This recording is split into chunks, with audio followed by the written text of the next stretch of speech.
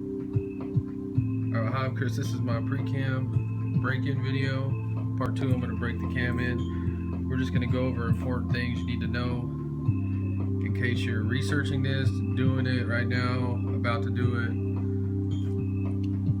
I'm trying to help you out a little bit because I'm about to do it. I've never done it before.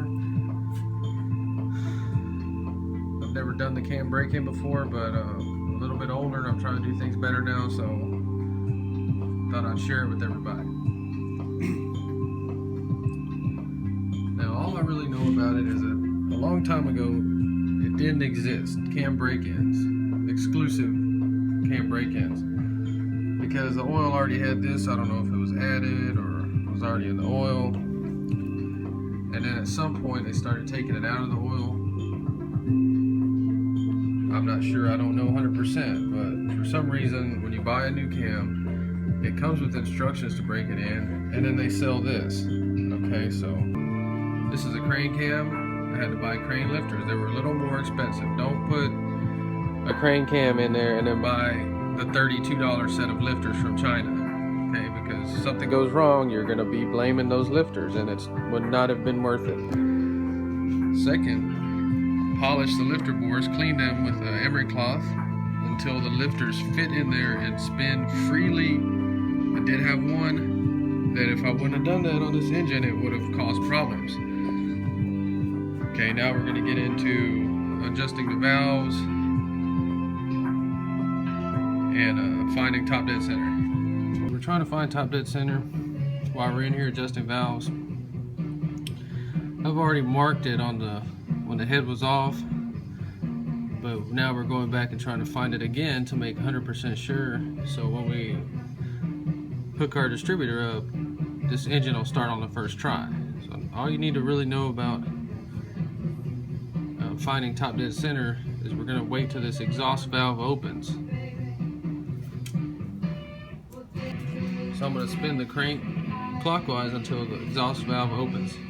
Then we'll start.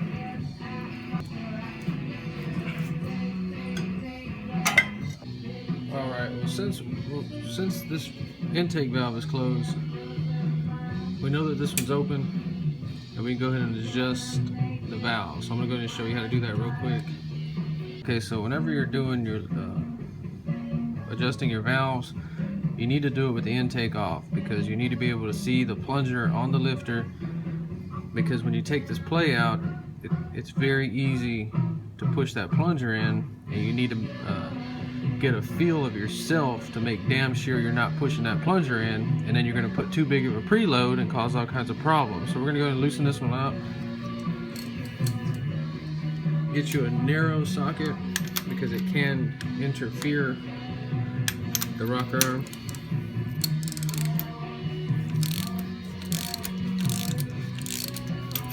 Some people will tell you to spin it with your fingers, and then when you feel just a little bit of resistance, then you tighten it down. I don't like that way at all. It's really not a good way to do it. The better way to do it would be up and down like this. And as soon as you feel that thrash or play the slightest bit where it's gone, then you put your preload. You need to read your instructions on your lifter, because some will say a quarter turn after the lash is removed, some will say a full turn. These crane lifters say a half a turn.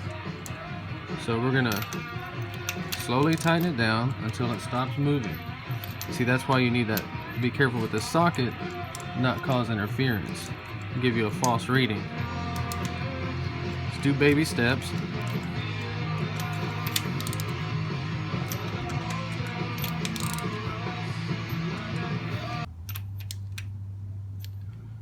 See, it disappeared. Go back.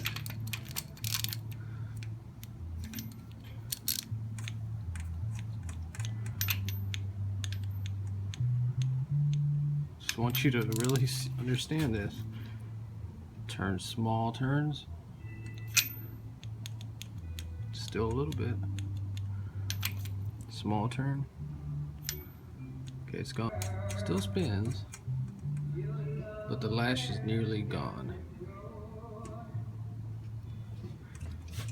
Okay, so once you get it like that, you can put the preload on it. Notice it's still a little loose.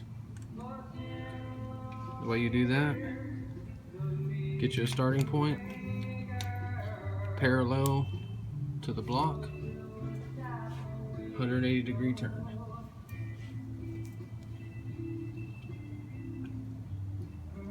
There you go, that's a preload.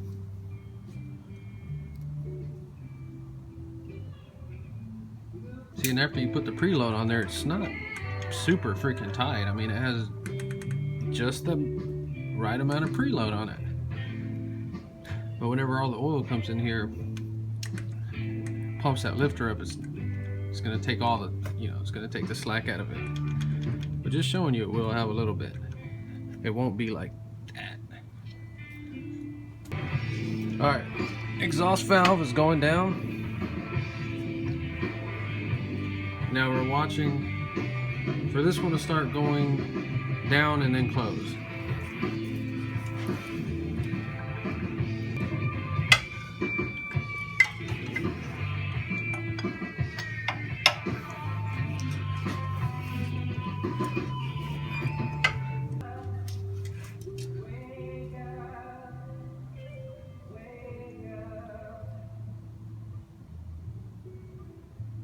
Alright, now that it closes,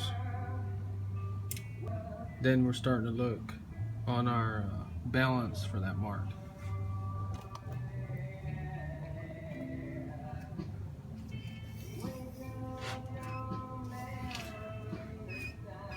Okay, it's closed.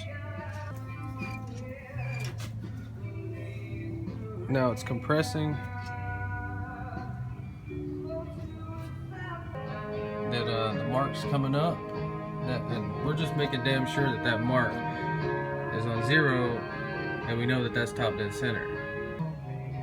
So now it's at the top of the compression stroke, and we just confirmed that our mark is now on top dead center. Okay, so now we can go set our distributor. Okay, so we got top dead center confirmed right there. Adjust our valves. Now the other thing is, you need to have auxiliary gauges whenever you're starting an engine for the first time. It doesn't matter. Have to have them. This car, I'm putting them in there because it's error correct for a 70 Chevelle to have these, even though I bought new gauges for the dash. Now I got the oil pressure. Okay, so we're taking the distributor out. We're going to prime the oil system. You have to do this. The way you're going to prime the oil system is you got to get you an old distributor. This is an old point. I ground the teeth on a bench grinder off and in like that so they do not interfere with the cam gear. You have to prime the oil system with the old distributor, or you will not get oil up into the rocker arms. So all we do is the same thing, just have the gear cut off, stick it in there. Now we're going to spin this counterclockwise with a drill and watch our auxiliary gauges. See, watch that oil pressure. See it going about 60 pounds, and we're barely even spinning that. The slow idle. See, 50 pounds. Okay. So you need to check that oil pressure to get an idea in case your car starts idling, because that's what you don't want. If, like, let's say you have a wore out shit motor and it idles with no oil pressure, that's the worst thing you can do to a new cam when you're breaking it in. Now the other thing is, you need to prime that oil system all the way until you get oil in these far rocker arms. I've already done this, but we're just going to do it again to show you. you'll start to see it come and eventually work its way up. If you can get oil here, then your system is working. I put a high volume oil pump on this car. So.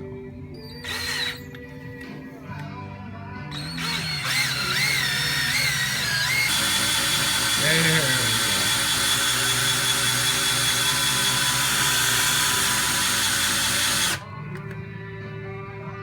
See, and the reason for that is because it's filling up every single passage, and then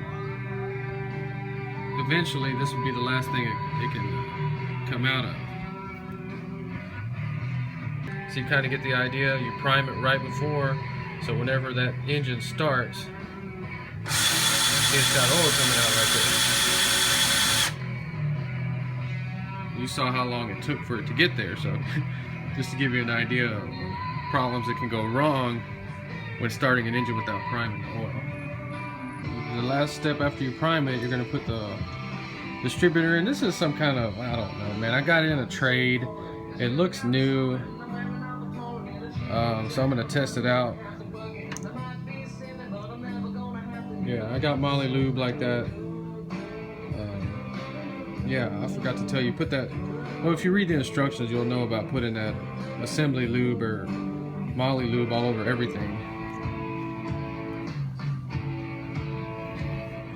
Okay, so distributors typically go in like this. Number 1 is right there, so this guy already marked that.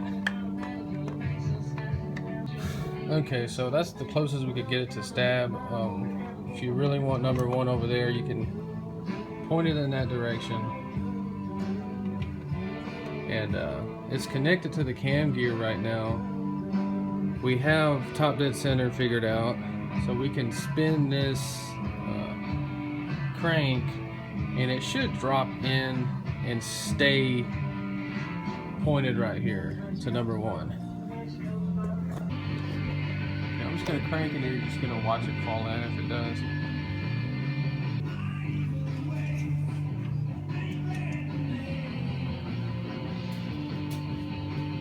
Alright, it dropped in.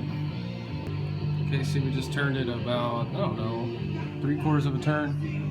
And when we back this up, we have our top dead center, so we're going to have to back this up, put our line back. Only got it back to top dead center, and you can see it all worked out. Okay, so to wrap it all up, that's pretty much the things you have to do to get your car ready for the cam break-in. In other words, it has to be ready to start on the first try. You cannot play games with that, because like I said, if you're for some reason that people say don't let it idle below 1200, but mainly I think it's just an oil pressure thing. So if you're getting 50 pounds on idle, you're probably a little bit on the safer side. So if you're going to break in a hydraulic flat tappet or any flat tappet cam, you're going to need to use an additive like this. Comp Cams makes one too. But real quick, cam with matching lifters. This is crane cam, crane lifters. Clean out those bores, the lifter bores, polish them up, make sure the lifters rotate real easy. You need to find top dead center. You need to adjust your valves and prime the oil system. Prime the oil system while finding top dead center, and familiarize yourself with top dead center, because in other words, whenever I'm about to start this motor, I'm going to put the distributor on there, I'm going to wire it up, and you know, we'll get into that on part 2. Get everything ready, and that damn thing should crank real fast. Put the timing light on it, and then proceed to break the cam in. So another thing is, I'm going to have water and temperature hooked up. Got to have something to keep this thing running. So, all right, well, I'll see you in part 2.